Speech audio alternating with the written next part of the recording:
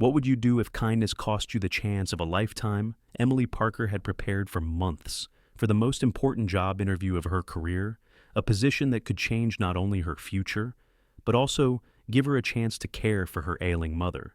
But on her way to that interview, she made a choice that would alter her life forever. She stopped to help a stranger stranded on the side of the road, a stranger in a sharp suit whose frustration looked very human, yet whose secrets ran deeper than she could ever imagine. That one act of compassion made Emily late. The company turned her away, and just like that, her dream collapsed before her eyes. But what she didn't know was that the man she helped wasn't just any stranger. He was David Whitmore, the elusive CEO of a billion-dollar tech empire. And his path, already entangled with hers, was about to test every belief she had about trust, ambition, and love. Is kindness truly more powerful than ambition? And can love survive when built on broken trust? Stay with us as this unforgettable story unfolds. Don't forget to like, share, and subscribe to Shining Stories so you never miss an inspiring journey like this one. The first light of dawn spilled through the thin curtains of the Parker apartment, washing the small living room in muted gold. Emily Parker stood in front of a slightly cracked mirror that leaned against the wall, trying to smooth down the creases in her navy blue blazer. She had bought it secondhand from a thrift store 2 months earlier, carefully sewing a missing button herself. Still, in her eyes, it was her interview blazer, the one piece of clothing that made her feel almost like she belonged in a corporate world. Her hands trembled as she reached for the hairbrush on the chipped dresser. She brushed through her shoulder-length chestnut hair, pulling it into a neat bun, then leaned closer to check for stray strands. "You've got this." "Emily," she whispered under her breath. A pep talk she had repeated to herself 100 times over the past week. From the kitchen came the faint clatter of dishes and the smell of scrambled eggs. Margaret Parker, her mother, was already up, wearing her favorite faded robe with small embroidered flowers along the sleeves. At 68, Margaret carried herself with a quiet dignity, though the fine lines on her face and the occasional wince of pain in her joints told stories of decades of sacrifice. "You're going to nail that interview," Margaret called, sliding 2 pieces of toast onto a plate. Her voice carried the kind of conviction only a mother could have, even when she knew how slim the odds were. Emily smiled faintly, setting down her brush and slipping into a pair of modest heels. "I hope so. Hawthorne and Brooks doesn't exactly make exceptions. If you're late, you're out. If you fumble a question, you're out. They can afford to pick only the best." Margaret carried the plate of toast to the small table by the window, the one piece of furniture they had managed to keep from Emily's childhood home. "You are the best," she said firmly, pouring black coffee into a mismatched mug. "And don't forget what your father used to say. Talent gets you in the door, but kindness is what keeps you there." The mention of her father tugged at Emily's heart. He had passed away when she was 16, leaving Margaret to raise her alone. Her father had been a mechanic with rough hands and a gentle smile, the kind of man who taught her how to fix a leaky faucet and change a car tire before she ever learned algebra. "I remember," Emily murmured, taking the coffee mug her mother offered. She let the warmth steady her nerves for a moment, then reached for her worn leather portfolio resting on the couch. Inside were her carefully printed resumes, cover letters, and notes about Hawthorne and Brooks's recent advertising campaigns. She had spent countless evenings at the public library studying their strategies, memorizing talking points until her eyes blurred. Margaret sat down across from her, watching her daughter with a mixture of pride and worry. "Emily, I know this job would mean everything, but whatever happens today, don't let it change how you see yourself. You've already made it further than most people in this city ever dream." Emily forced a smile, swallowing down the knot of fear in her throat. "I'll be fine, Mom." Really, she wasn't so sure. The apartment was small, just 2 bedrooms, a bathroom with tiles that needed regrouting, and a living room that doubled as a dining space. Rent ate up nearly half of Emily's part-time paycheck at the bookstore, and most of the rest went to her mother's medications. If she landed this job, everything could change: steady income, health insurance, maybe even a chance to move her mother into a place without peeling paint on the ceiling. Emily glanced at the clock above the sink. 8. Fivitstal, The interview was at 10:00 downtown, and the trip required 2 buses with a transfer. She had timed it precisely. Leave by 8:30. Arrive by 9:40, 15 minutes early, the perfect window. Margaret noticed her daughter's shoulders tightening with calculation and reached across the table to squeeze her hand. "Emily," she said softly, "don't let nerves steal the joy of this morning. You've worked hard for this. That's enough." Emily met her mother's eyes, seeing the quiet resilience that had carried them both through so many storms. "Thanks, Mom." She rose from the table, slipped her arms into her blazer, and kissed her mother's cheek. "Wish me luck," Margaret smiled, brushing a strand of hair from Emily's face. "Luck is for gamblers. You've got preparation. That's better." Emily laughed, her nerves easing for just a moment. She grabbed her portfolio, coffee, and bus pass, then headed for the door. As she stepped into the hallway, the old wooden floor creaked under her heels. She paused, inhaling deeply. Today wasn't just another day, it was the day that could redefine her life. But as Emily descended the stairs of their building and pushed out into the bustling morning street, she had no idea that her carefully laid plans were about to unravel. She didn't know that a single choice, a moment of kindness, would change everything. Emily hurried down the cracked concrete steps and stepped out into the crisp morning air. The city was already alive. Delivery trucks double-parked outside corner markets, the hiss of a bus braking at the intersection, and the faint sound of a street musician strumming a guitar across the way. She clutched her leather portfolio tight against her chest, trying to protect the neatly pressed papers inside as if they were fragile glass. Her heels clicked against the sidewalk as she walked briskly toward the bus stop on Ashland Avenue. Every sound seemed sharper this morning: the sharp blast of a horn, the rattle of a shopping cart being pushed by a man collecting cans, the steady hum of traffic heading downtown. She felt as if the city itself was holding its breath with her.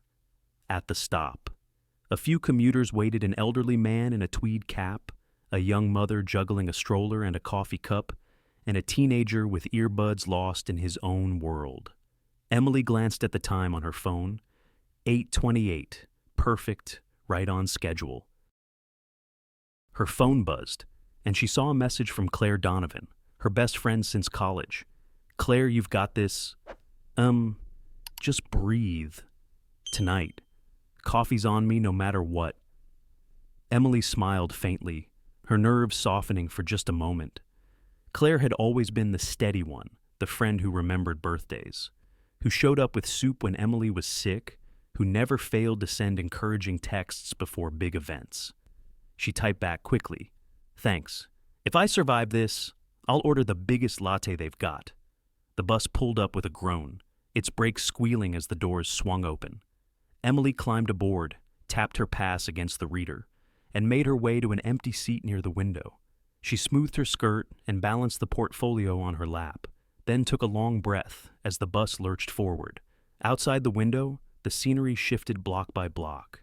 Small brick houses gave way to strip malls, then to taller office buildings. Emily opened her folder, pulling out a sheet of notes she had written by hand. Strengths, strong research skills, adaptability, creativity, weaknesses, overthinking details. "But I've learned to manage it," she murmured softly, rehearsing answers to potential interview questions. Her lips moved silently as she ran through Hawthorne and Brooks's most recent campaigns, memorizing statistics she had highlighted in yellow. The bus jolted suddenly as it hit a pothole, snapping her out of her concentration. Emily tightened her grip on the folder, her heart racing. "Stay calm. Focus. This is your chance." The bus continued to rumble downtown, but about 20 minutes later, Emily noticed something odd. Traffic had slowed to a crawl. She leaned closer to the glass, peering ahead. Horns blared in a discordant symphony, drivers gesturing angrily out their windows. "Not again," muttered the elderly man in the tweed cap across from her. Morning rush hour's a nightmare these days. Emily checked her phone, 9:12. She should still be fine if the delay wasn't too long. As the bus crept forward a few feet, she saw the cause. Up ahead, a gleaming black Cadillac was stranded in the middle lane, hazard lights blinking. A man in a tailored suit stood beside it, one hand pressed to his forehead, the other gripping a phone. Cars swerved around him, horns blasting, drivers yelling out open windows. The entire intersection was clogged because of him. The young mother beside Emily let out a groan. Seriously, some rich guy can't even manage his fancy car. And now the rest of us are stuck. Emily swallowed hard, glancing again at her watch. 9:14. Still okay. Still okay. The bus driver sighed, his thick hands tightening on the steering wheel. This might take a while. Folks, cops won't clear this mess in under 15 minutes. Emily's pulse quickened. 15 minutes. That was her entire cushion of time before the interview. She pictured herself arriving at Hawthorne and Brooks, flushed and frantic, being told she was late and therefore disqualified. She closed her eyes, trying to block out the chorus of honks outside.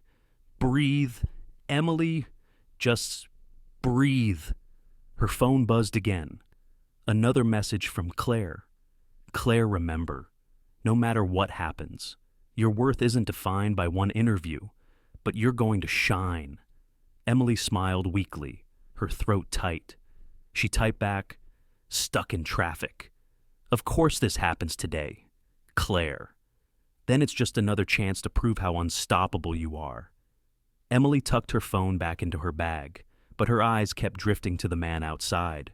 He was pacing now, running his hand through his dark hair, frustration etched into his posture. She couldn't hear his voice through the bus window, but the desperation in his movements was unmistakable. For a fleeting second, Emily felt a tug inside her chest, an instinctive pull to get up, step outside, and help. Her father had always stopped for people stranded on the side of the road, teaching her that a few minutes of kindness could change someone's entire day. But then she thought of the polished lobby of Hawthorne and Brooks, of the receptionist checking her watch as Emily walked in, late, of the interviewer's disappointed frown. This was her dream job, her one chance to change her life. Her heart pounded as she sat frozen in her seat, caught between two worlds, ambition and compassion. And that was when the bus came to a full stop, trapped behind the line of honking cars, and Emily realized she was going to have to make a choice. The Cadillac's glossy black paint gleamed beneath the mid-morning sun, but its engine was lifeless, the hood still closed tight as if refusing to cooperate. David Whitmore stood beside it, jacket unbuttoned, tie loosened, phone pressed firmly to his ear. From inside the climate-controlled offices of Whitmore Innovations, he was often seen as calm, deliberate, and in control. Out here on the chaotic downtown street, however, he looked like any other frustrated commuter, except that his suit cost more than most people's monthly rent. Richard. "I don't care how you do it. Get someone here now," David said into his phone, his voice sharp, betraying the strain of urgency. "The car died in the middle of 8th and Main?" "Yes, I know the board is waiting. I know I should already be in the office. Just send a car, or a tow, or both. Anything." He ended the call with a sigh, running his hand through his dark hair until it stood slightly disheveled. His watch, a polished silver piece that had once belonged to his father, gleamed in the sunlight as he checked the time. 9:16. He was supposed to be in the executive boardroom at 9:30 sharp. The timing couldn't have been worse. David prided himself on precision. He believed every minute mattered, a principle that had built Whitmore Innovations from a scrappy startup into a billion-dollar tech empire. Yet, here he was, standing helpless in traffic like any other stranded motorist. Around him, Drivers laid on their horns, their impatience echoing off the glass walls of nearby office buildings. "Move it!" someone shouted from a pickup truck. A delivery driver leaned out of his van, yelling, "Come on, man, some of us have jobs to get." To David raised his hand apologetically. Mouthing sorry, though, he doubted anyone could see through the blur of angered faces. For a moment, he felt the crushing irony he had built his fortune. Designing technology meant to make life easier, smoother, faster, and yet, at this moment, he couldn't even manage to move his own car. He pulled at his collar, frustration rising. How many times have I told the staff to keep a backup vehicle ready, and now, of all mornings, my driver calls in sick. The replacement is late, and this happens. His phone buzzed again. Richard, his assistant, texting ETA 25 minutes. "Sit tight." David clenched his jaw. 25 minutes. He might as well cancel the meeting. Every minute lost meant opportunities slipping through his fingers. Stockholders doubting his leadership, rivals waiting to pounce. Then he felt at that tug of awareness. Eyes on him. He turned slightly, scanning the sea of halted vehicles, and saw her. A young woman on a city bus, seated near the window, clutching a folder against her lap. She was watching him, not with annoyance, not with disdain like the others, but with something closer to concern. Their gazes met briefly, and he noticed the way she bit her lip, as though weighing a decision. Emily Parker's heart was hammering in her chest. From her seat on the stalled bus, she could see the man clearly now. His polished shoes, his expensive suit, the tension etched into his jawline. He looked important, the kind of man who carried entire rooms on his shoulders. But right now, he looked human, vulnerable, even. She shifted in her seat, torn. He doesn't look like the type who needs help. He probably has a dozen people he can call, people who'd rush to solve his problems in a heartbeat. Why would he need me? But then she remembered her father's lessons those weekend afternoons, when he taught her how to change oil or tighten a loose belt under the hood of their old truck. Never drive past someone in trouble if you've got the know-how to help. "Emmy," he used to say, "even if it costs you a few minutes, it's the right thing to do. A few minutes." That was all it would take. But Emily knew she didn't have a few minutes. Her entire future hinged on arriving at Hawthorne and Brooks before the clock struck 10. She closed her eyes, feeling the war rage inside her chest. If I stay, I might lose everything I've worked for. If I go, maybe I'll gain nothing. Or maybe I'll keep my father's spirit alive in me. Outside. David pressed his phone to his ear again, muttering into the receiver. His tone had shifted from commanding to almost pleading. "Yes. I need another vehicle now." "No, not in half an hour now. I can't wait." He rubbed his temples, a flicker of despair breaking through his usual mask of authority. Emily's hand tightened around the edge of her portfolio. Her pulse raced. Around her, passengers groaned about the delay, some debating whether to get off and walk. The bus driver muttered under his breath, "Unbelievable! Rich guy's car breaks down, and the rest of us pay the price." Emily glanced once more at the clock on her phone. 9:20, 10 minutes until her margin of safety vanished completely. Her throat felt dry. She could almost hear her mother's voice, steady and gentle. Don't let nerves steal the joy of this morning. But joy was slipping through her fingers now, replaced by a choice that felt impossible. Help him or help herself. The bus sat motionless, trapped in the gridlock, horns wailing in a chorus of frustration. Emily stared at the man beside the Cadillac, her nails pressing into the leather of her portfolio. Her pulse pounded in her ears. 9:22.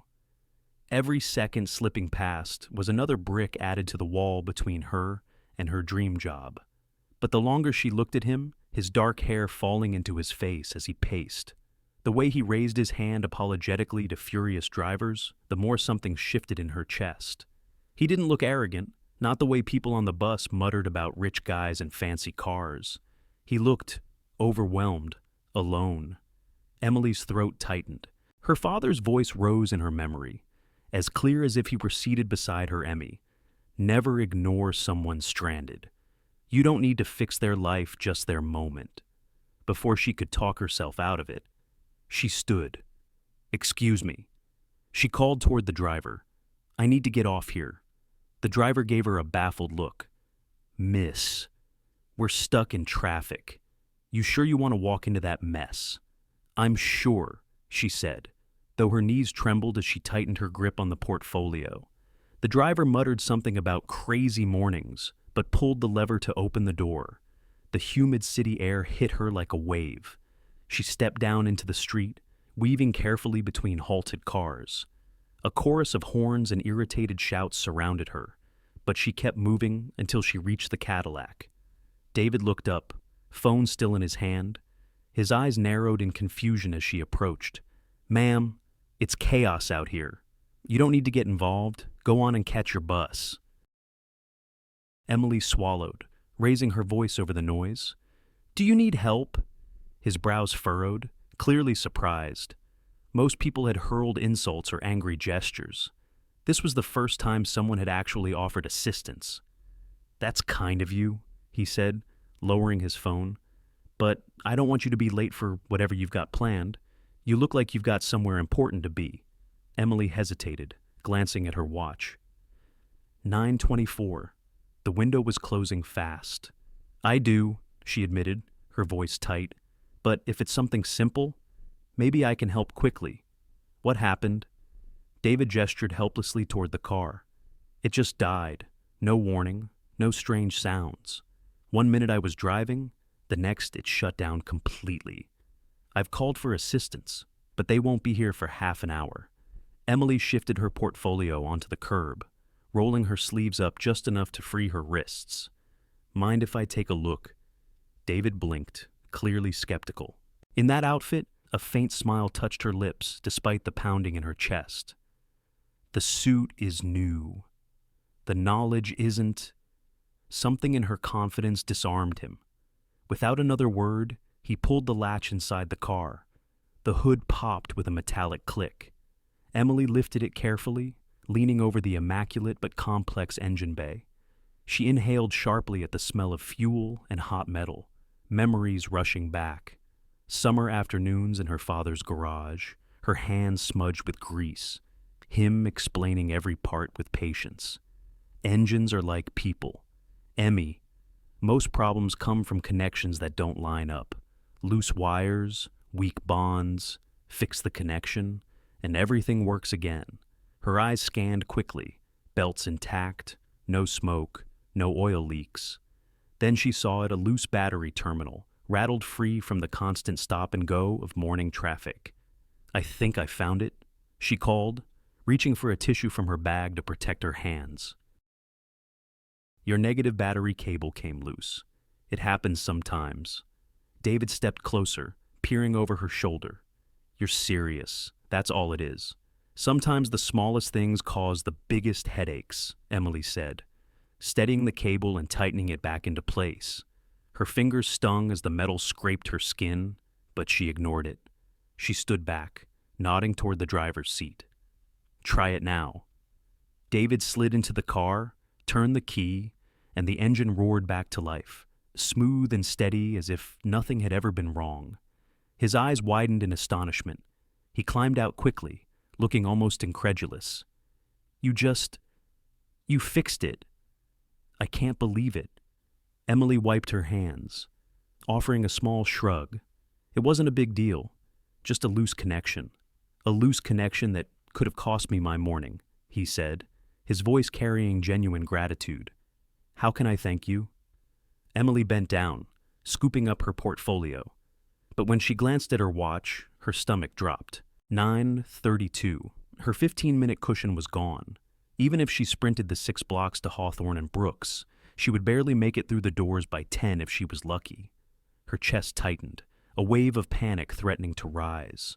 She had known helping him would cost her precious time, but seeing the numbers on her watch made it real. You don't need to thank me, she said, her voice softer now. I just hope it was enough to get you where you need to be. She clutched the portfolio tightly, forcing herself to smile though her throat ached. Because now, I'm not so sure I'll make it to mine. David's expression shifted as he studied her face, the determination, the regret, the flicker of fear she couldn't hide. Something inside him stirred, something he hadn't felt in years. Wait, he said suddenly. At least let me drive you. It's the least I can do. Emily hesitated, heart racing. Accepting a ride from a stranger was dangerous, reckless. But glancing at her watch again, she realized she might not have a choice. The horns blared louder around them, drivers growing restless. She swallowed hard, caught in the moment between risk and necessity, and somewhere inside her, she knew the choice she had made, the choice of kindness, was going to change everything. The Cadillac's engine purred back to life, the once dead machine suddenly powerful again under Emily's touch. For a brief moment, both of them stood there, surrounded by the chaos of honking horns and impatient drivers, caught in a strange silence. David broke it first. You saved me from a nightmare. At least let me try to return the favor. Where do you need to go? Emily hugged her portfolio to her chest. Hawthorne and Brooks Advertising, 5th and Lexington. David's eyes widened slightly, though the recognition passed too quickly for her to notice. I know the way. Get in. I'll get you there faster than your bus ever could. Every nerve in Emily screamed caution. Her mother's warnings echoed in her mind. Don't accept rides from strangers. Don't put yourself at risk. But this morning had already tossed her careful plans into disarray. She was late. She knew it. And here was a chance, maybe her only chance, to make it on time. Her pulse raced as she glanced at her watch. 9:34. No bus could get her to 5th and Lexington before 10. Not now. She inhaled sharply, searching his face for signs of insincerity. He looked back at her, steady, almost earnest, the kind of gaze that carried both urgency and respect. Against her better judgment, she nodded. All right, she said, but if you drive like a maniac, I'm jumping out at the next red light. A small laugh escaped him, easing the tension. Fair enough. He hurried around to open the passenger door. She slid into the plush leather seat, the contrast jarring the scent of expensive leather and faint cologne against the faint scent of bus exhaust still clinging to her clothes. David slipped behind the wheel, checked his mirrors, then maneuvered back into the chaos with surprising control. The Cadillac wove through traffic, David's hands steady on the wheel as he searched for shortcuts. Emily gripped her portfolio, trying to steady her breathing. Every stoplight felt like an enemy, every tick of her watch a countdown to disaster. David glanced at her once, noting the way she clutched the folder as if it were her lifeline. So, Hawthorne and Brooks. Big name. Emily exhaled, her voice soft but steady. It's more than just a name. It's everything. They're the gold standard. If I get this job, it changes everything for me and my mom. David's brows lifted slightly. Your mom. She raised me alone after my dad passed. She's given up everything to make sure I had a chance. I promised myself I'd give her the comfortable life she deserves. This job is the first step. Her words weren't rehearsed, not like the answers she had practiced for the interview. They were raw, honest, pulled straight from her heart. David felt something stir in him. He had spent years surrounded by polished professionals, people who knew how to say the right words to get what they wanted. But this young woman wasn't angling for anything. She was simply speaking her truth. You must have worked hard to get here, he said. Emily gave a small laugh, though there was no humor in it. Harder than most people realize. Long nights at the library, working shifts at the bookstore just to cover rent. Some days I feel like I'm running a race where the finish line keeps moving farther away. David tightened his grip on the wheel. The words struck him with an ache he hadn't expected. For all his wealth, he remembered those early days too, the long hours coding in his dorm room, the rejections, the constant fear that failure was just around the corner. He had clawed his way to the top, but he had almost forgotten what it felt like to fight for survival. "You remind me of myself, years ago," he said quietly. Emily turned her head, surprised. I can't imagine you ever struggling. You look like someone who's been successful his entire life." A faint smile tugged at his lips. Looks can be misleading. The Cadillac surged forward as David took a side street, cutting minutes off the route. Emily glanced again at her watch, 9:48. Her stomach tightened. She was running out of time. Silence settled between them, broken only by the sound of the engine and the hum of tires against asphalt. Emily rehearsed interview answers in her head, lips moving slightly. Strengths, weaknesses. Why should they hire me? David noticed, but said nothing. Instead, he studied her profile, the determination etched into every line of her face. He admired it, the courage of someone who had every reason to give up, but never did. At last, the gleaming glass tower of Hawthorne and Brooks appeared ahead, sunlight bouncing off its mirrored windows. Emily's breath caught. David pulled up to the curb, the Cadillac gliding to a smooth stop. The dashboard clock read 10:07. Emily's heart sank. She was already late, but there was no time for despair. She pushed the door open, clutching her portfolio like a shield. "Thank you," she said quickly, her voice trembling with urgency. "For the ride, for everything." David wanted to say more, but the words stuck in his throat. He could only watch as she rushed toward the revolving doors, heels clicking against the marble steps, hope and desperation battling inside her with every step. Inside, the lobby loomed polished marble, gold accents, and the sharp click of clocks marking every passing second. Emily forced herself forward, whispering under her breath, "Please, please let me still have a chance." The lobby of Hawthorne and Brooks shimmered with cold elegance.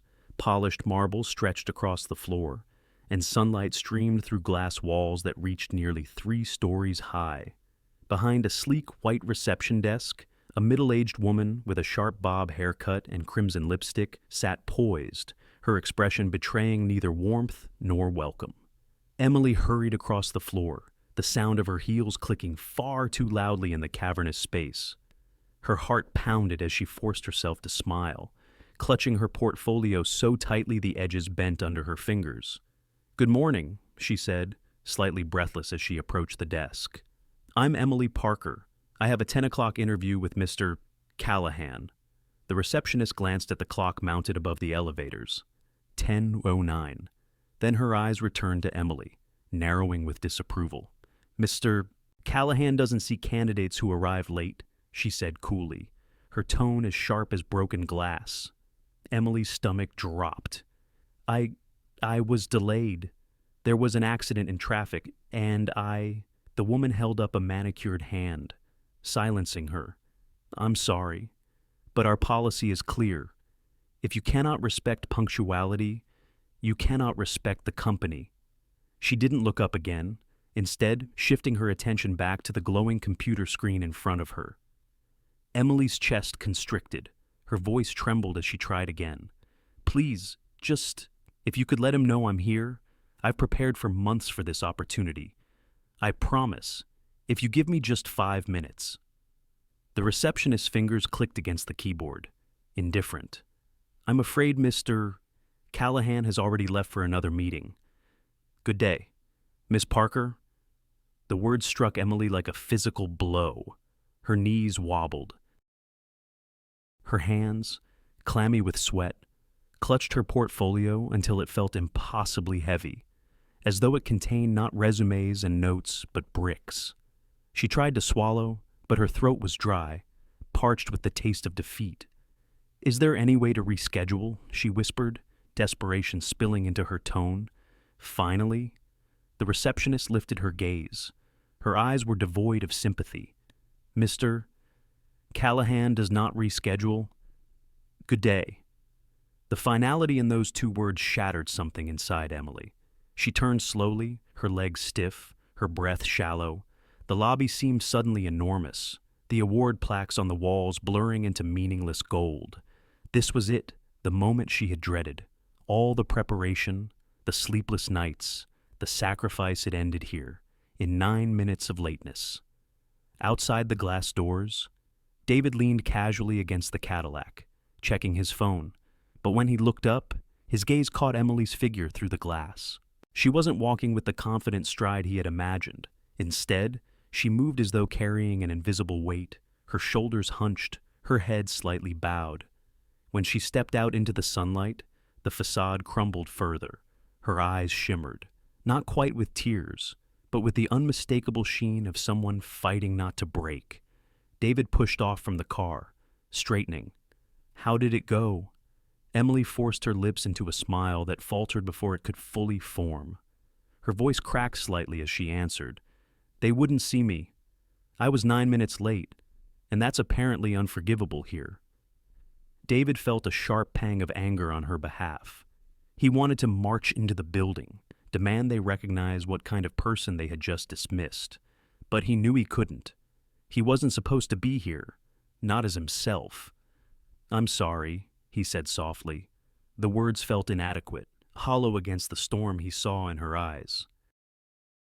Emily shook her head, pressing her portfolio tighter to her chest as though it could keep her from unraveling.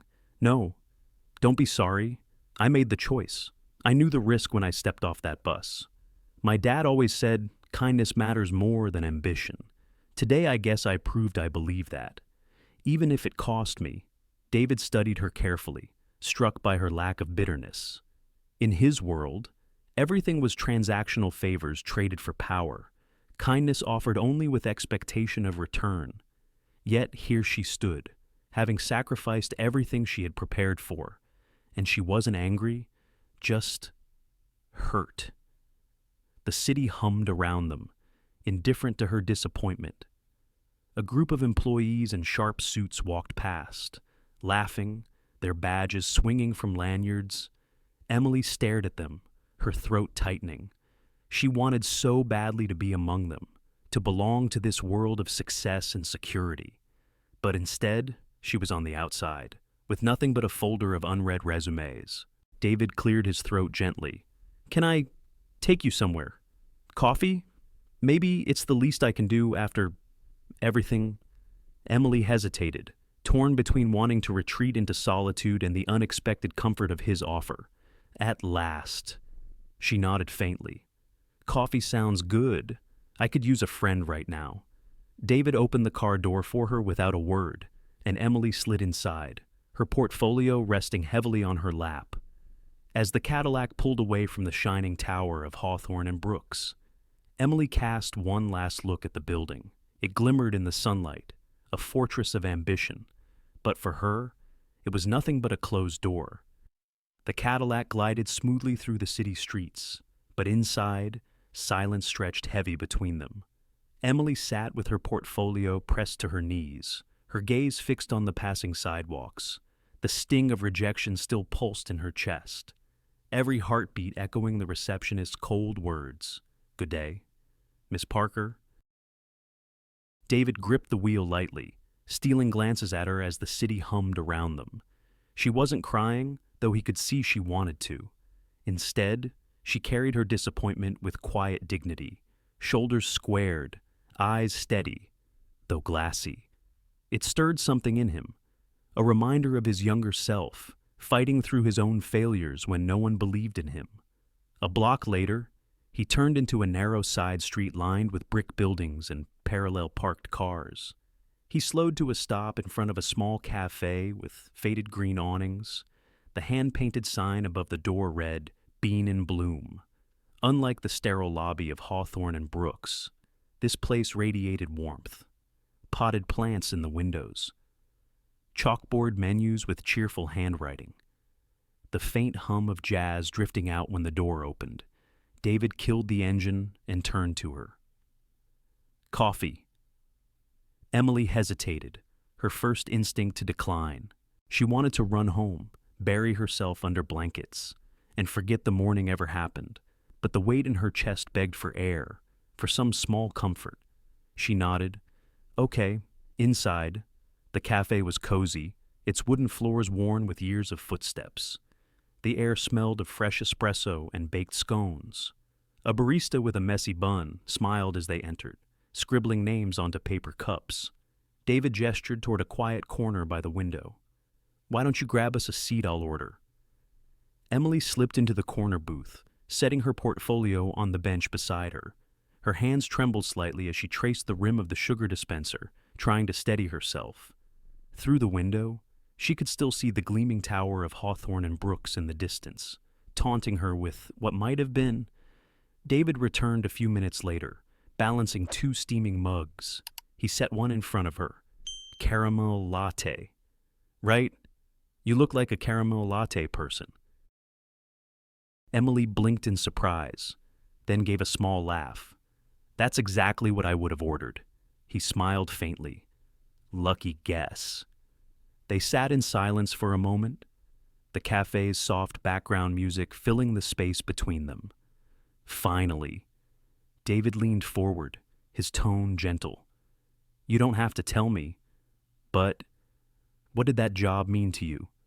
Emily let out a long breath, wrapping her hands around the warm mug. It meant security, a real paycheck, health insurance for my mom, a chance to stop juggling 3 part-time jobs just to keep the lights on. And it meant a future, not just surviving, but actually building something. Her voice cracked at the last words, but she pressed on. I wanted to prove that all the late nights, all the sacrifices, especially hers, were worth it. David listened intently, his dark eyes fixed on her. He didn't interrupt, didn't offer platitudes. He simply absorbed her words, the way she spoke with quiet strength despite the disappointment pressing down on her. Emily stared into her coffee. And yet, I don't regret what I did. Not really. My dad always told me that kindness is the one investment that never loses value.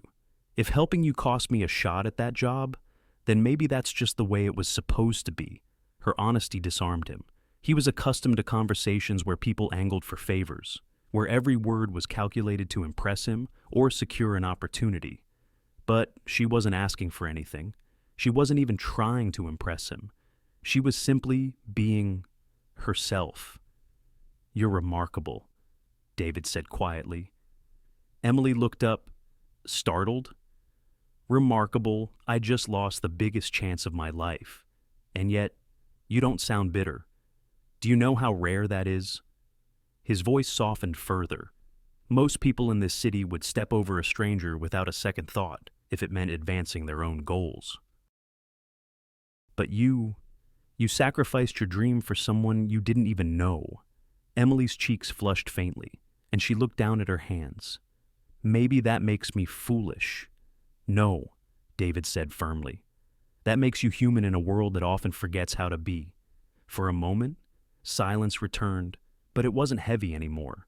It was reflective, like the pause after a heartfelt song. Emily finally allowed herself a small smile. Well, I guess I've set a new record. Shortest interview process ever, didn't even make it into the room. David chuckled, shaking his head. Their loss? Truly. She tilted her head, studying him. There was something about his presence calm, grounded, though tinged with a weight she couldn't name. He looked like a man used to control, but today she had seen cracks in that facade. A man stranded, frustrated, vulnerable, and now unexpectedly kind. What about you, she asked. Where were you headed this morning? You looked like you had somewhere important to be, too.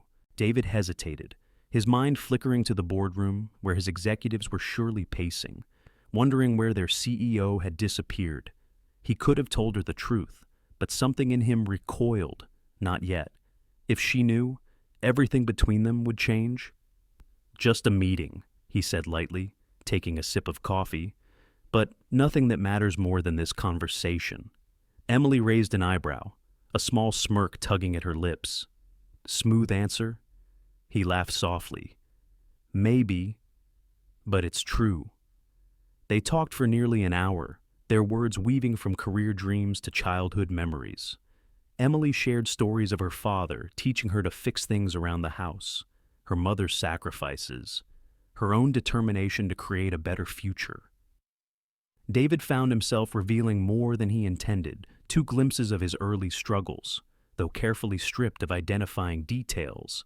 By the time Emily drained the last of her latte, the sting of rejection had softened.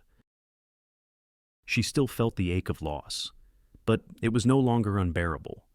In its place was something unexpected, an odd sense of connection with a stranger who, for reasons she couldn't quite understand, had chosen to listen when she needed it most. David, meanwhile, felt a flicker of something he hadn't allowed himself in years: hope, not for his company, not for another successful deal, but for something deeply personal.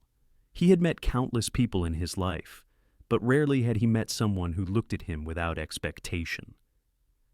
As they rose from the booth, Emily adjusted her blazer, ready to face whatever came next. Her voice was calm but resolute. "I'll figure it out. I always do." David smiled, holding the cafe door open for her. "I don't doubt it." As they stepped back onto the busy street, neither of them realized just how much this small detour, a lost interview, a shared coffee, would come to shape everything that followed. The bookstore on Maple Street was quiet that Tuesday morning, the kind of quiet that wrapped itself around Emily like a comforting blanket. She ran her hand across a stack of paperbacks, aligning the spines until they were perfectly straight. The shop smelled faintly of old pages and brewed coffee drifting from the cafe next door. It wasn't the career she had dreamed of, but the part-time job kept the rent paid and gave her something steady to hold on to while she searched for a new opportunity. Customers trickled in, slowly an older woman asking for gardening guides, a father browsing the children's section with his son. Emily liked helping them find what they were looking for. Books never judged. Books never slammed doors in your face. She was reshelving a box of newly arrived titles when the chime above the door jingled. She glanced up and froze. David Whitmore. He didn't look like the frantic man stranded beside a broken car anymore. His suit was crisp, his stride steady, but there was still that faint crease between his brows, as though his mind carried more weight than he let on. "Emily," he said with a smile, his voice warm but casual, as if stumbling into her workplace was pure coincidence. "What are the odds?" Emily blinked, then shook her head slightly. "This is a bookstore on Maple Street, not Times Square. People actually come here." David laughed softly. "Fair point. Still, I'm glad I did." She arched a brow, half suspicious, half amused, looking for anything in particular. "Maybe a book recommendation," he replied, scanning the shelves without much focus. "Something to remind me that not all days end in disaster." Emily smirked, crossing her arms. "Try fiction. Real life's overrated." They shared a quiet laugh, and for a moment, the sting of her failed interview seemed farther away. Over the next week, David appeared again and again, always under the guise of coincidence, though Emily's intuition told her otherwise. He browsed the business section one day, the travel shelves another, sometimes leaving with a purchase, sometimes not, but always he found his way to her register. Each visit came with a conversation, small at first, about books, the weather, the best coffee in town, but gradually the topic stretched wider. Emily found herself talking about her father's garage, about her mother's health, about the weight of responsibility she carried. David listened, truly listened, in a way few people ever had. Still, something about him felt layered. He was present, engaged, but guarded, like a man showing only the parts of himself he wanted her to see. One evening, as Emily walked out of the bookstore, she found Claire waiting for her across the street, leaning against her little hatchback. Claire's sharp eyes scanned David's retreating figure. He had left only minutes before Emily closed the shop. "Who was that?" Claire asked, arms folded, her tone edged with suspicion. Emily shifted uneasily. "Just someone I met the day of the interview." He's been stopping by the store lately. Claire raised an eyebrow. Stopping by? Or keeping tabs? Emily frowned. Claire, come on. He's just friendly. Friendly men don't just happen to show up wherever you are. And they don't look like that unless they've got money. Too much money. Emily sighed, rubbing her temples. You're reading too much into it. He's different. He listens. He doesn't treat me like a charity case, or like I don't belong in his world. He just sees me. Claire softened slightly but didn't let it go. I know you. You want to believe the best in people. And that's one of the things I love about you. But sometimes it makes you blind. Just promise me you'll be careful. Something about him doesn't feel normal. Emily nodded reluctantly. I promise. But that night, as she lay awake in bed, Claire's words echoed louder than she wanted to admit. And yet, when David walked into the store again the next day, Emily felt her heart lift before her mind could argue. They settled into a rhythm. He brought her coffee once, remembering her caramel latte from the cafe. She teased him for being predictable, but the gesture warmed her more than she let on. Another time, he asked about her favorite authors, listening intently as she rambled about novels that had shaped her since childhood. For Emily, it was strange territory. She had been so focused on survival on her mother, on her career, on keeping their lives afloat that she had forgotten what it felt like to simply be seen by another person. For David, it was stranger still. He was used to women who angled for invitations to charity galas, who dropped hints about vacation homes and luxury cars. But Emily never asked. She never prodded about his work, never pressed about his wealth. She only asked questions that mattered. What makes you laugh? What keeps you up at night? And he found himself wanting to answer. Still, there was distance between them, an invisible line neither dared cross. Emily guarded herself with quiet caution. David guarded himself with secrets too heavy to name. One evening, as they closed out another long conversation, Emily tucked a loose strand of hair behind her ear and smiled faintly. You know, for a guy whose car broke down in the middle of rush hour, you've been pretty persistent about making good on that first impression. David chuckled, though there was something earnest in his eyes. Maybe I just like bookstores. She tilted her head, unconvinced. Or maybe you just like talking to me. He didn't deny it. And for the first time in a long while, Emily felt a seed of possibility stirring inside her, a fragile, tentative hope she wasn't sure she was ready to water, but couldn't bring herself to ignore. The bookstore was quiet on Thursday morning, sunlight spilling in soft golden rectangles through the front windows. Emily stood behind the counter, ringing up a customer's purchase, when she heard the familiar chime of the door. She didn't need to look up to know who it was. David. He walked in with the same measured stride, a paper coffee cup in his hand, his tie loosened just enough to suggest he had escaped some important meeting. Emily smiled despite herself, handing the customer their change before turning to him. You're becoming a regular, she teased. Should I start a loyalty punch card for you? He grinned. Only if the prize is more time to talk with you. Her cheeks warmed, but she shook her head with mock disapproval. Smooth. After the last customer left, David lingered near the counter, his expression shifting into something more serious. Emily, I wanted to ask you something. Have you thought about what's next after Hawthorne and Brooks? The question landed heavily. She had tried not to think too much about it, afraid the answer would drag her down. I've been sending applications everywhere, agencies, small firms, even marketing internships, but it feels like shouting into the void. No one's called back. David tapped the coffee lid, hesitating. What if I told you I know a place that's hiring a good place, stable, growing? They could use someone like you. Emily blinked. What place? He smiled faintly. Whitmore Innovations, a tech company. They're always looking for fresh minds in marketing. Her eyes widened. Whitmore. That's huge. But how would I even get my foot in the door there? I have some contacts, David said carefully, choosing each word as though stepping across a minefield. I could put in a word for you, just enough to get you in front of the right people. The rest would be up to you. Emily's heart raced. A real opportunity. Not a bookstore paycheck. Not another dead end. Something big. Something real. But almost immediately, doubt crept in. She narrowed her eyes. David? Why, don't get me wrong, I appreciate it. I just don't understand why you'd go out of your way for me. He leaned against the counter, his gaze steady. Because I believe in you. And because sometimes the right people don't get noticed the way they should. You deserve a chance.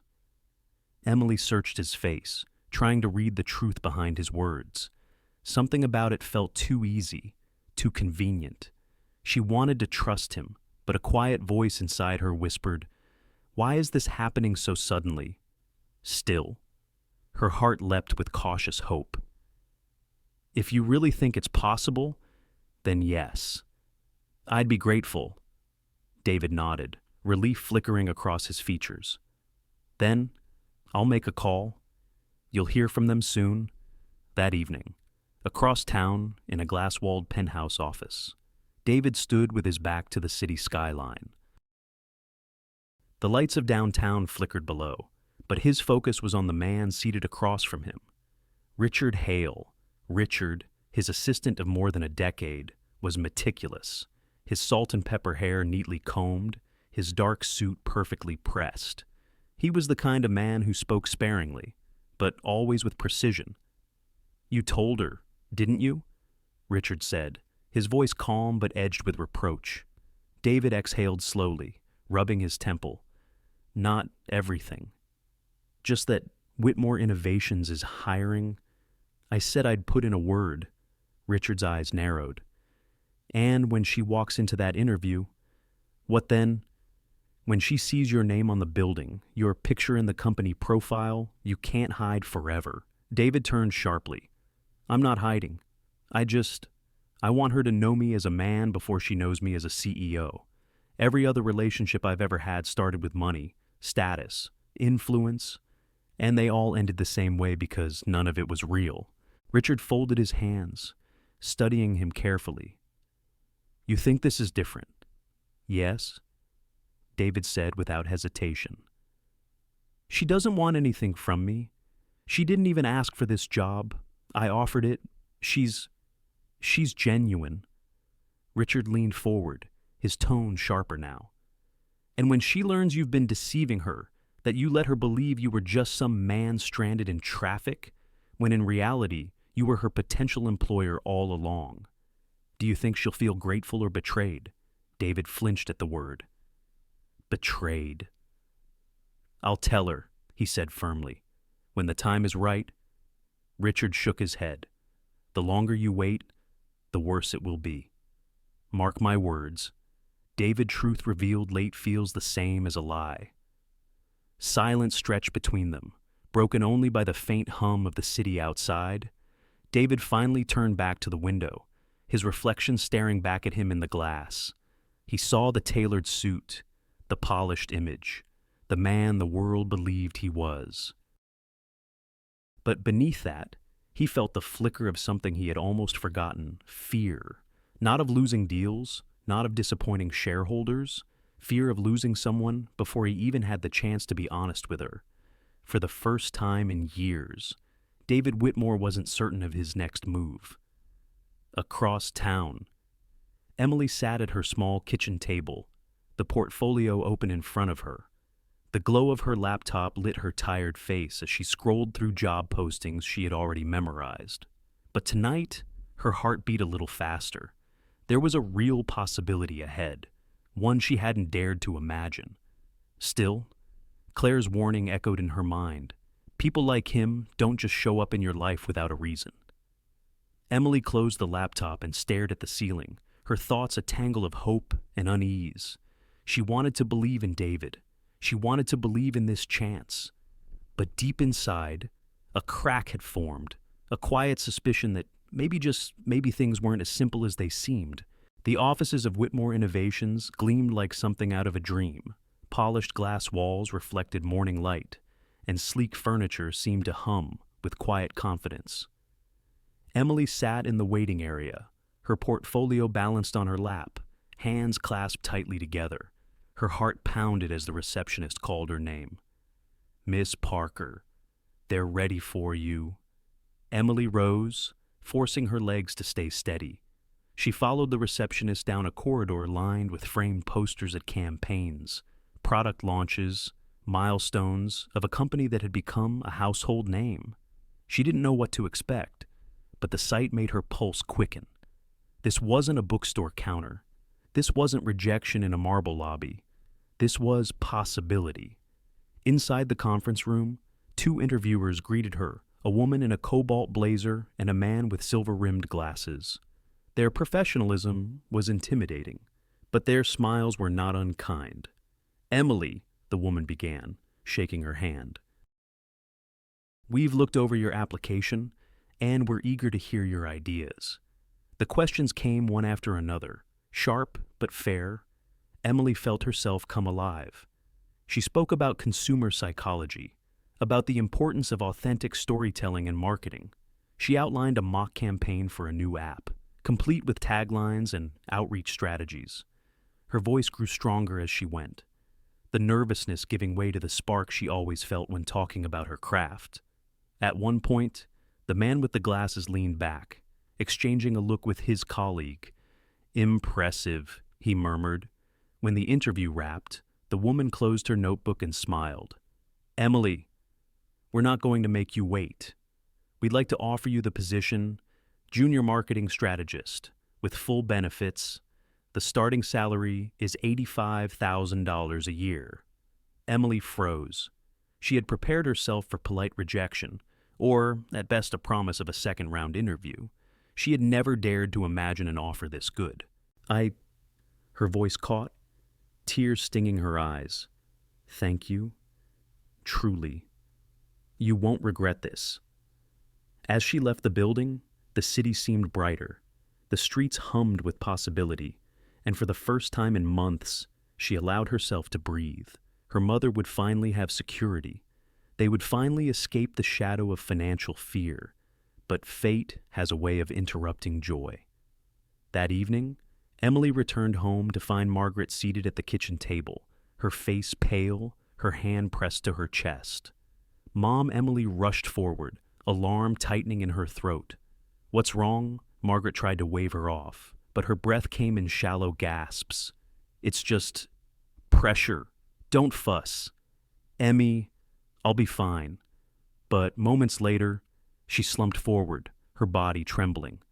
Panic surged through Emily. She grabbed her phone, dialing 911 with shaking hands. "My mother, she's having chest pains. Please, hurry." The ambulance arrived within minutes, lights flashing red against the darkening sky. Emily rode in the back, clutching Margaret's hand as paramedics worked around her. The sound of the monitor's steady beeps drilled into her ears, each one a reminder of how fragile life could be. At the hospital, doctors whisked Margaret into the emergency ward. Emily sat in the waiting room, the sterile smell of antiseptic burning her nose, her mind racing with terror. Hours passed like years. Finally, a doctor in green scrubs approached. His expression was grave but calm. "Your mother suffered a heart attack. We were able to stabilize her, but she'll need bypass surgery within the next 24 hours. It's serious." Emily's stomach dropped. "Surgery? Okay. Do whatever you need to do." The doctor hesitated. "There's also the matter of cost. With her insurance, you'll still be responsible for approximately $180,000. That includes surgery, recovery, rehabilitation." The words hit her like a blow. $180,000. Her new salary, her miracle opportunity suddenly felt like nothing at all. Emily's hands shook as she pressed them to her face. I don't have that kind of money. I just got a job. I thought things were finally turning around." Her voice cracked under the weight of it. The doctor placed a hand on her shoulder. sympathetic but detached. "I understand, but we can't proceed without financial clearance. I'll have our billing office reach out."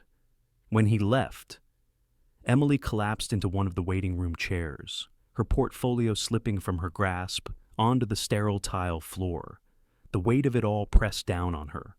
The dream job, the promise of stability, and now the crushing reminder that some battles couldn't be won by ambition alone.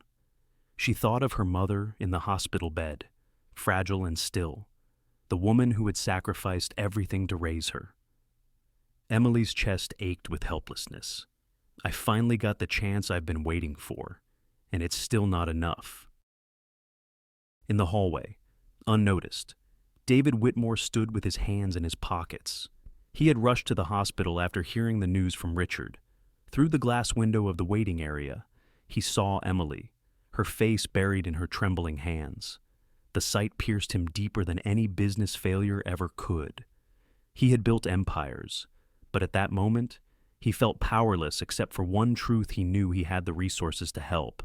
But helping meant revealing who he truly was, and once he did, everything between them might shatter. The following morning, Emily returned to the hospital carrying a thermos of chamomile tea and a paperback novel, things her mother usually loved when she wasn't confined to sterile sheets and IV drips.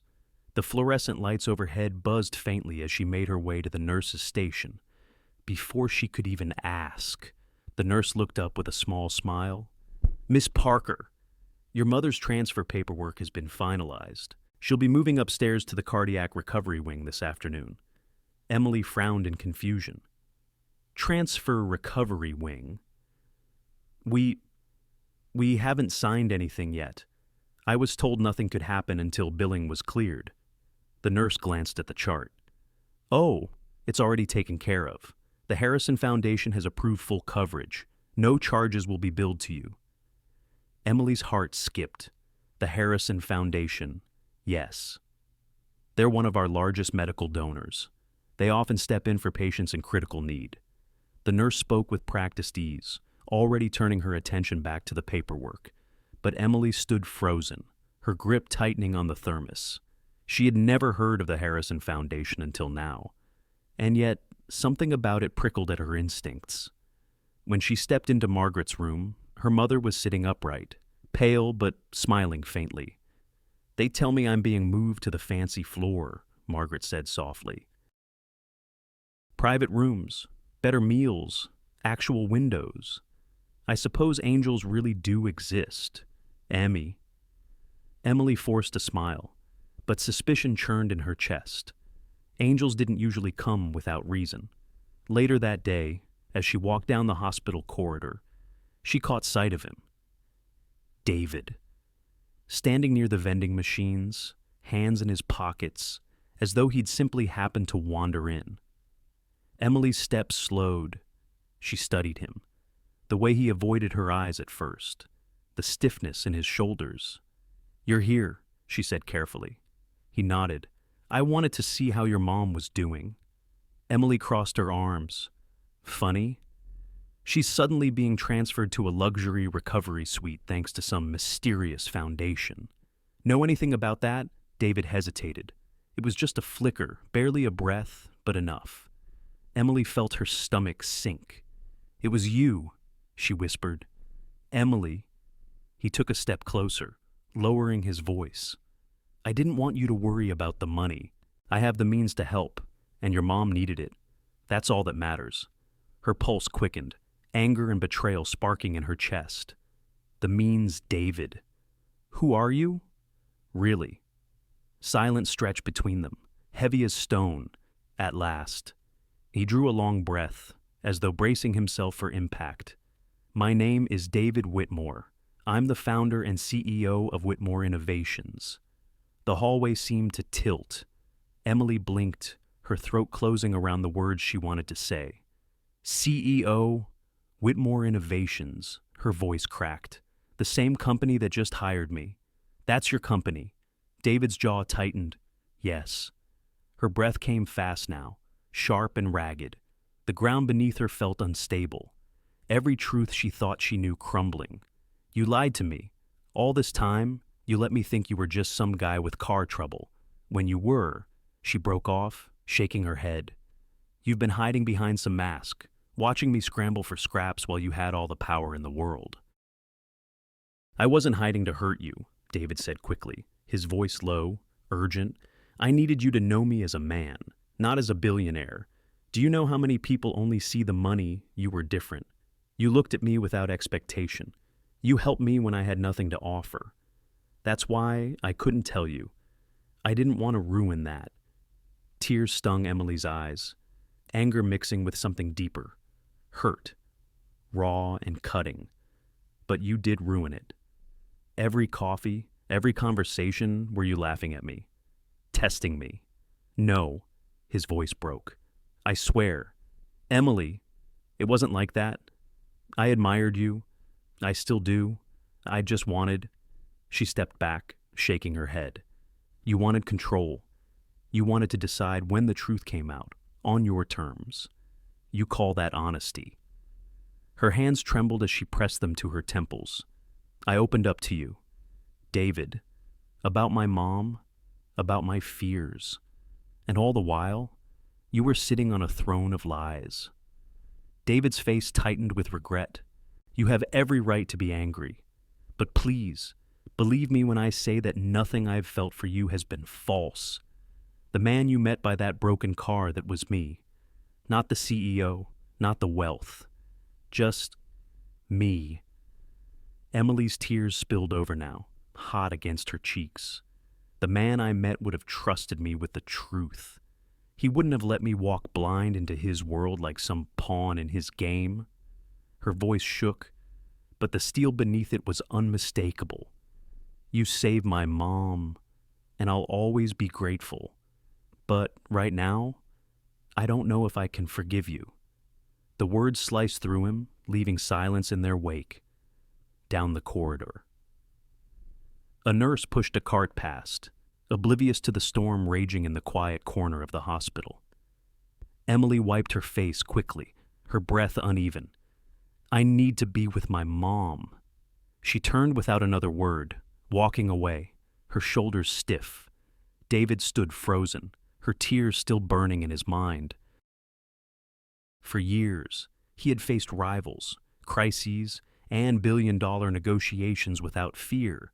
But now, for the first time, he felt powerless, not because he couldn't solve the problem, but because he might have already lost the one thing he hadn't even known he was searching for. Emily sat at the edge of her bed, the city light spilling through the blinds and painting faint stripes across the floor. Her portfolio lay untouched on the dresser, its contents meaningless now. She pressed her palms against her face, her chest heavy with questions that refused to quiet. Her mother was safe. That much was undeniable. Margaret had been moved to a private room, surrounded by attentive nurses, her recovery plan clear and secure, all because of David. But the relief was tangled in anger, in a sense of betrayal she couldn't shake. Was I ever more than a project to him? The thought echoed like a cruel refrain. She replayed every moment in her mind, the chance meetings at the bookstore, the conversations over coffee, the way he always seemed to appear when she most needed comfort. Were those gestures real, or carefully orchestrated by a man used to controlling outcomes? Emily rose and paced the room, her arms wrapped around herself. He saved Mom's life, she whispered aloud, as if saying it would anchor her. But the words didn't soothe. Instead, they sharpened the contradiction, tearing her apart. Gratitude warred with hurt. Admiration clashed with mistrust. She remembered the look on his face in the hospital corridor, the raw honesty, the regret. For a fleeting second, she had wanted to believe him. But then the anger surged back. He could have told me. He should have told me. Her phone buzzed on the nightstand. Claire's name lit up the screen. Emily stared at it, but couldn't bring herself to answer. Claire's warnings had been right from the start, and Emily didn't have the strength to admit it aloud.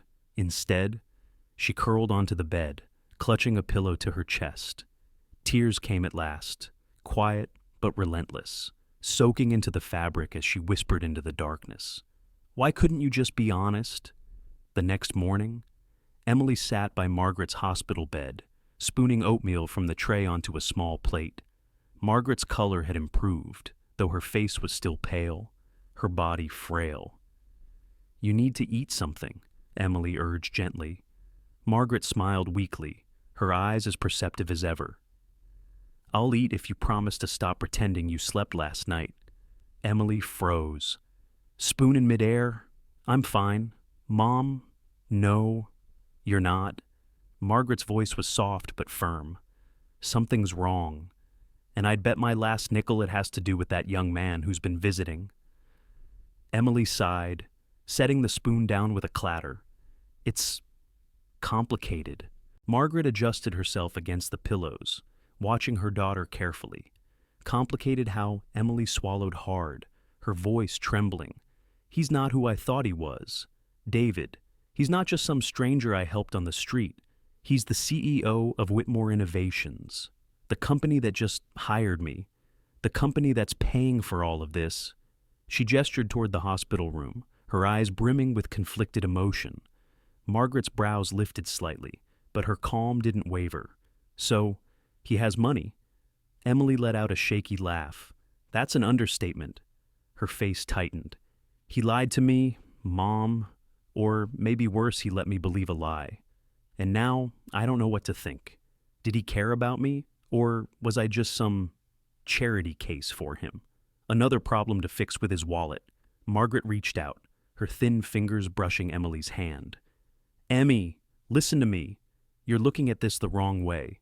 "The wrong way, Mom. He deceived me." "Yes," Margaret admitted, "and that hurt. But ask yourself this. How did he treat you before you knew? Did he listen? Did he respect you? Did he look at you as if you mattered?" Emily's throat tightened. "He did. But no buts." Margaret interrupted gently. "Money can make people blind. Both the ones who have it and the ones who don't. But character is harder to fake.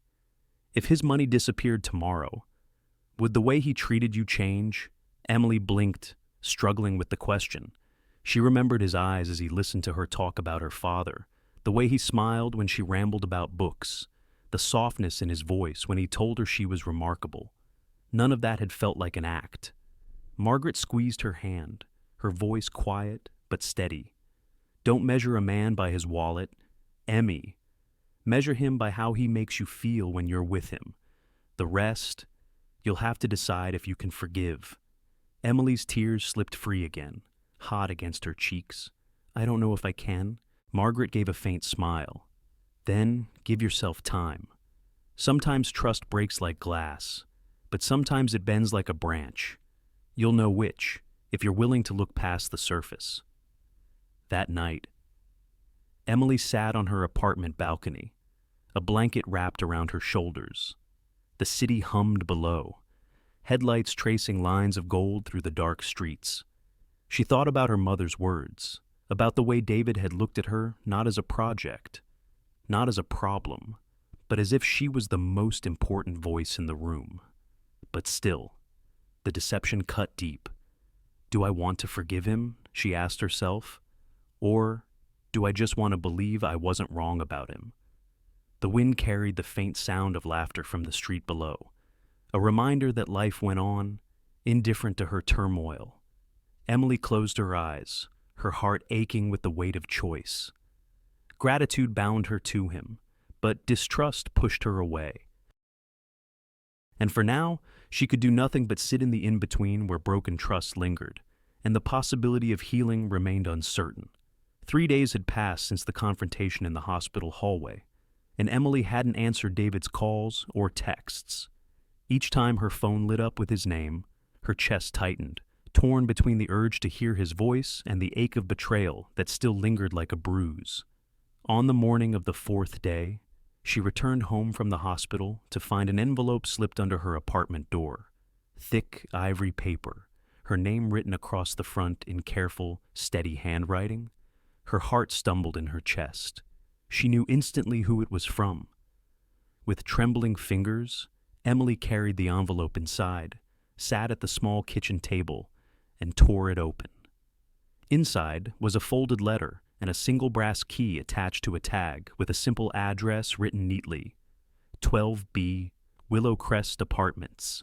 Emily set the key down, her breath unsteady, and began to read. Emily, I know I am the last person you want to hear from right now, and I will respect your silence if that is what you need. But there are things I cannot leave unsaid. First, your position at Whitmore Innovations is yours because you earned it. You impressed the hiring team with your ideas, your passion, and your drive. That offer had nothing to do with me. It is your accomplishment, and no matter what happens between us, you deserve every bit of it. Second, your mother's recovery should not depend on battles with insurance companies or the size of a bank account. The apartment at Willow Crest is furnished and ready. It is a quiet place, close to the hospital, where Margaret can heal with dignity. You will find the key enclosed. There are no conditions, no expectations. It is not charity. It is simply the right thing to do. Lastly, I know I hurt you. I should have trusted you with the truth from the beginning.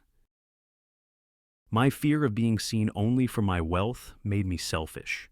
That is on me, not you. If you choose never to see me again, I will understand. But please know that nothing about what I feel for you has ever been false. You saw me as a man when no one else did, and that is something I will never forget. I'll be at the cafe on Maple Street tomorrow at noon, the place where we first shared coffee. If you don't come, I won't trouble you again. David Emily let the letter fall to the table, her eyes burning. The words swirled in her chest, pressing against the fragile wall she had built around herself. She picked up the key and turned it over in her palm. Heavy. Real. Proof that this wasn't just another empty promise. She could see it in her mind already, her mother resting in a sunlit apartment, safe and comfortable, without the fear of bills piling like storm clouds overhead. But alongside the gratitude was a knot of resistance. Was this kindness? Or just another way for him to control the story? She whispered into the quiet apartment. Why couldn't you just trust me from the beginning?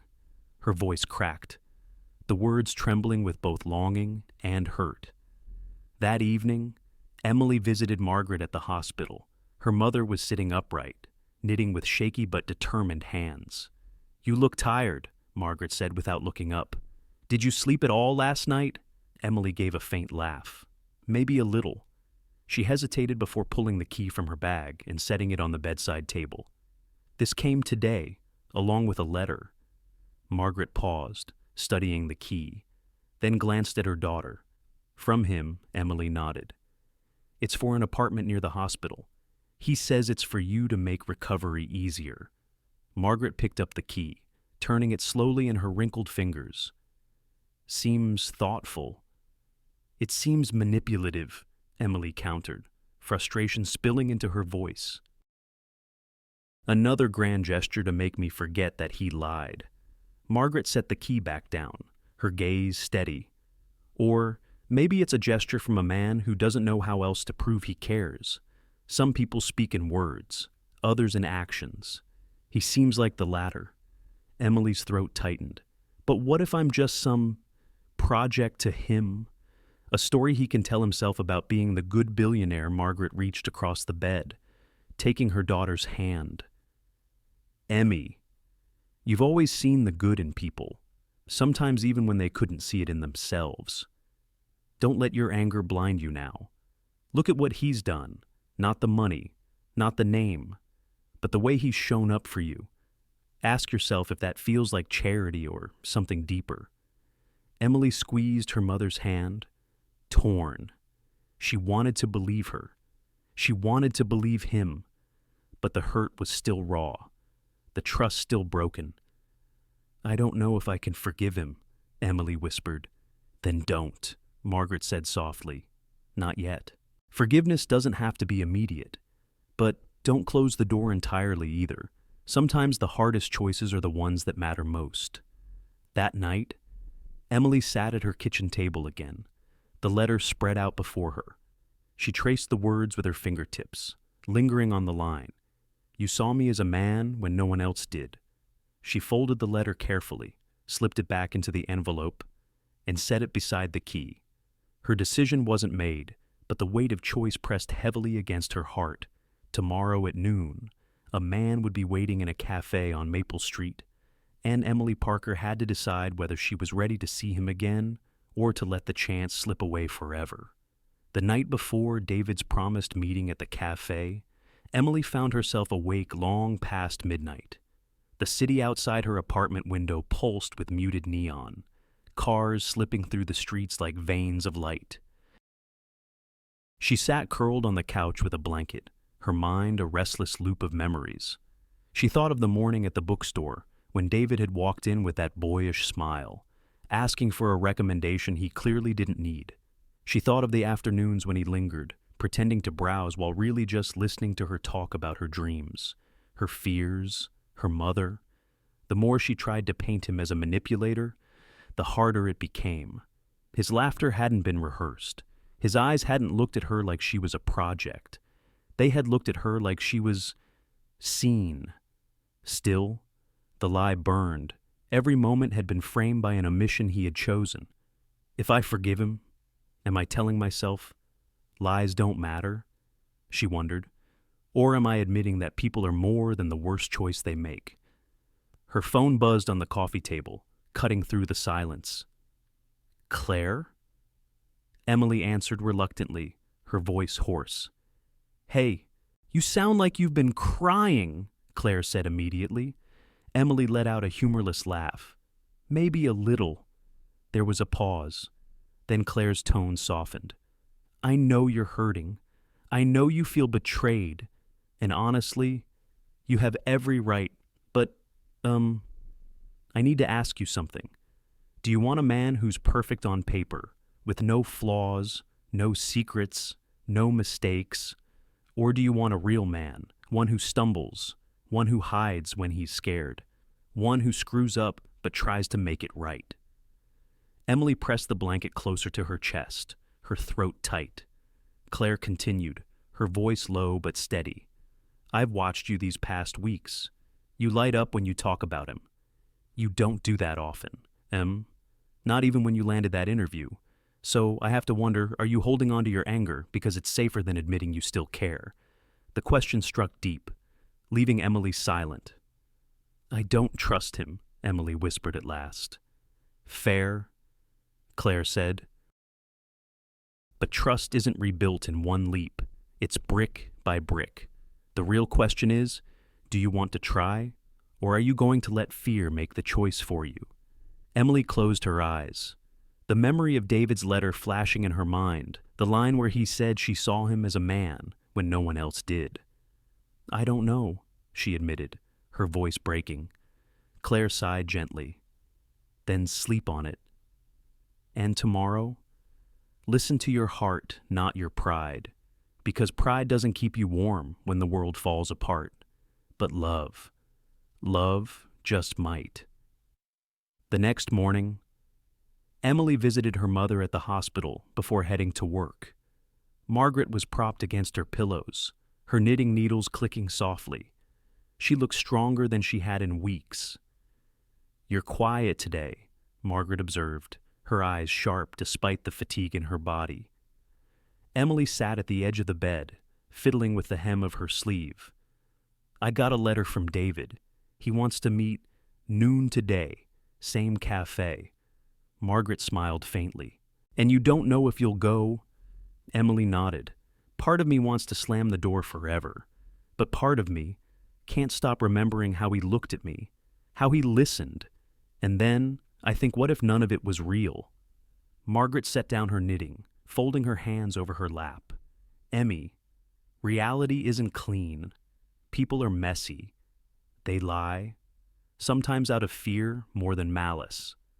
The question isn't whether David was perfect. It's whether he was real.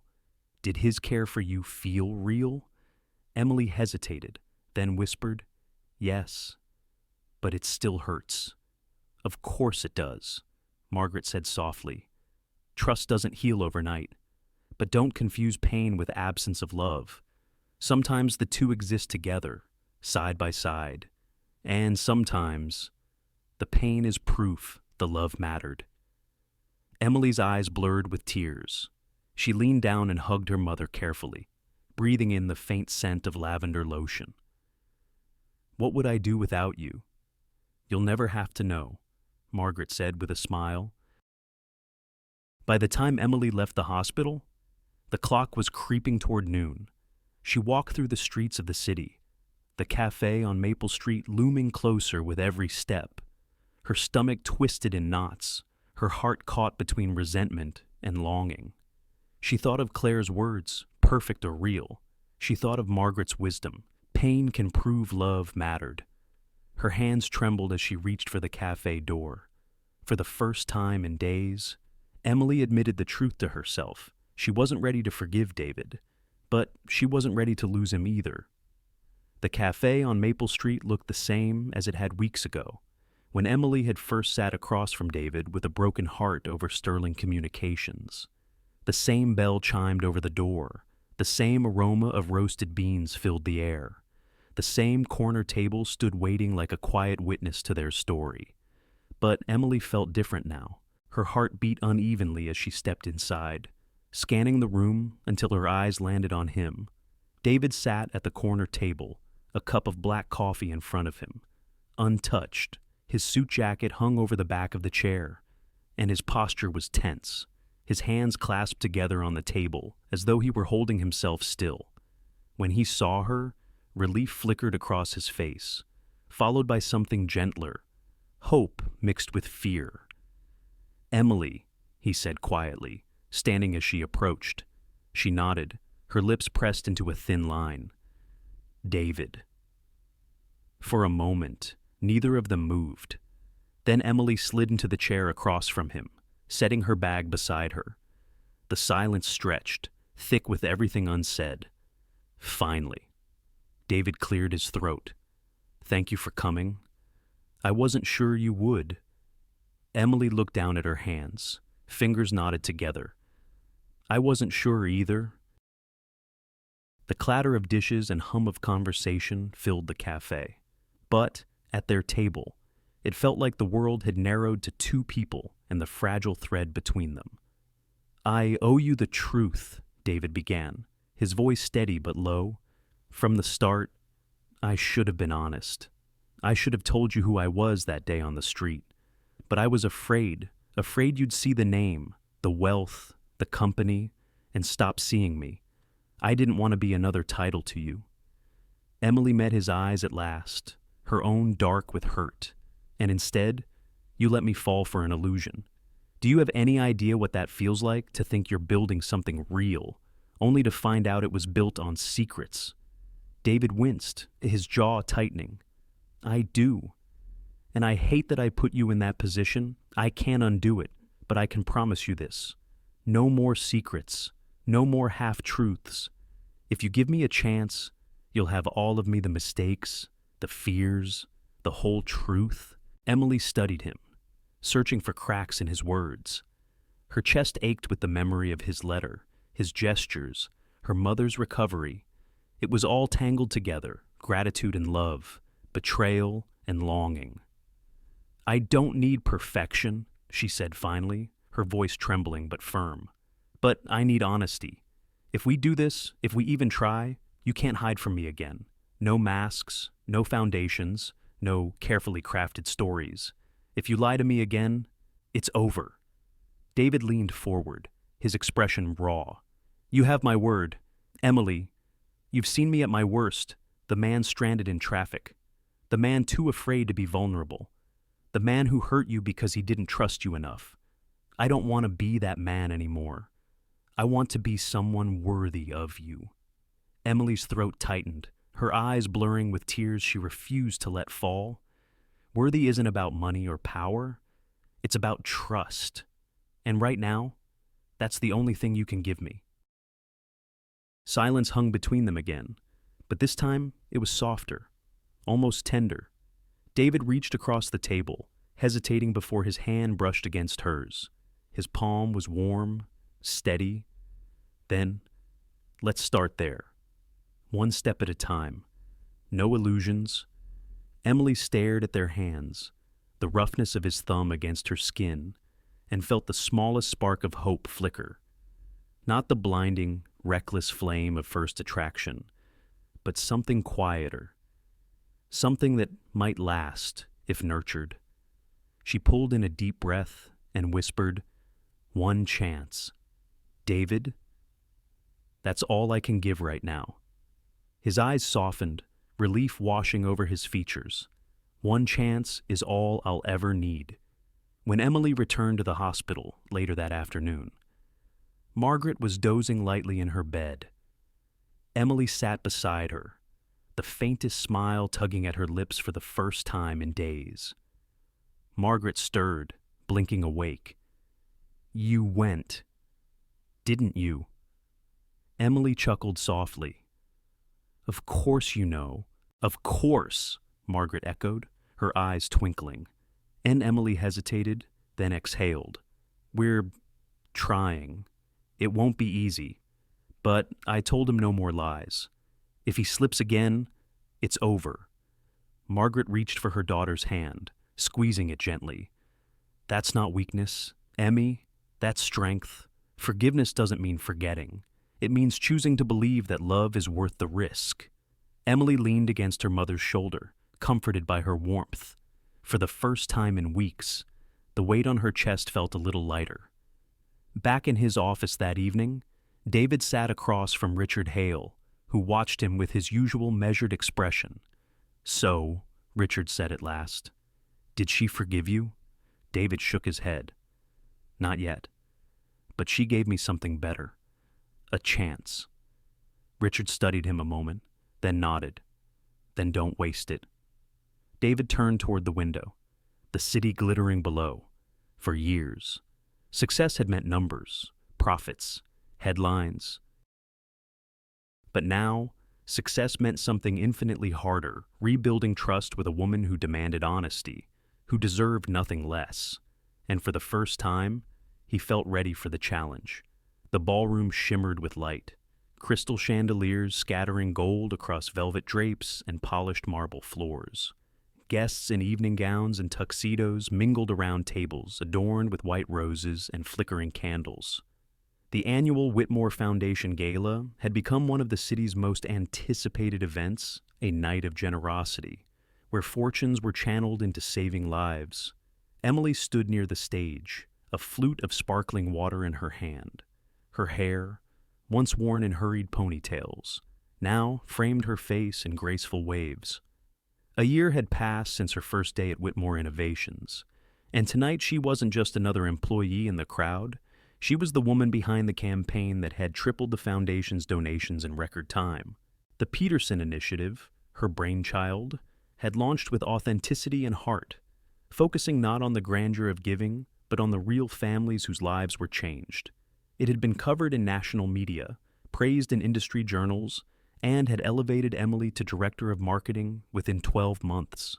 But as she scanned the room, her gaze fell on Margaret. Her mother sat at a nearby table, a vision of strength in a navy blue gown, a silk shawl draped across her shoulders. A year ago, Emily had feared losing her. Tonight, Margaret laughed with two other guests, her cheeks rosy, her spirit unmistakably alive.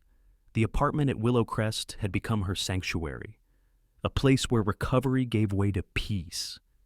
Emily's chest swelled with gratitude. All the late nights, the doubts, the broken trust it had led here, to this moment of quiet triumph. "Ladies and gentlemen," the MC's voice rang through the hall. "Please welcome to the stage, Mr.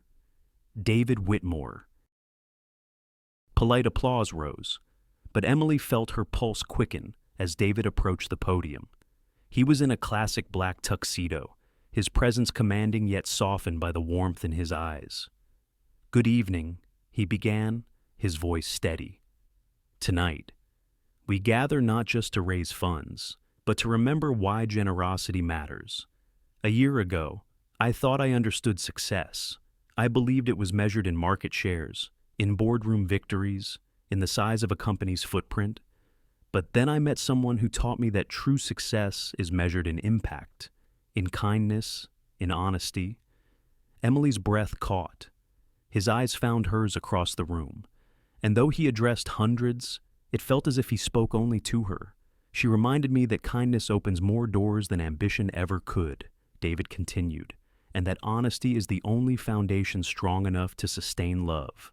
The words rippled through the ballroom, a pause settling before the applause swelled again. But David wasn't finished. He stepped away from the podium, descending the small stairs until he stood at the edge of the crowd. Conversations hushed, curiosity stirring as he moved toward Emily. Her heart raced. She set her glass down, her hands suddenly unsteady. David reached her, his expression soft but resolute. In front of the gathered guests, in front of Margaret, in front of the city's elite, he bent down on one knee. The room gasped. From his jacket pocket, he pulled a small velvet box, opening it to reveal a simple, elegant ring that sparkled under the chandeliers. "Emily Parker," he said, his voice carrying not just through the microphone, but through every corner of her heart. "From the day you stopped to help a stranger on a busy street, you changed my life. You reminded me that love isn't earned with wealth or status, but with sincerity, patience, and courage. You've taught me to be a better man, and I want to spend the rest of my life learning how to deserve you. Will you marry me?" Emily's eyes filled with tears, her hand flying to her mouth. For a moment, the world fell away, the gala, the whispers, the hundreds of eyes fixed on them. All she saw was the man kneeling before her. Not the CEO, not the billionaire, but David, the man who had once stood helpless beside a broken car, the man who had listened when she spoke of dreams, the man who had stumbled but chosen honesty in the end. She swallowed hard, laughter mixing with tears. "Yes," she whispered, then louder, her voice trembling with joy. "Yes, David, I'll marry you." The ballroom erupted in applause, the sound echoing like a wave. Margaret clapped from her table, her eyes shimmering with pride and relief.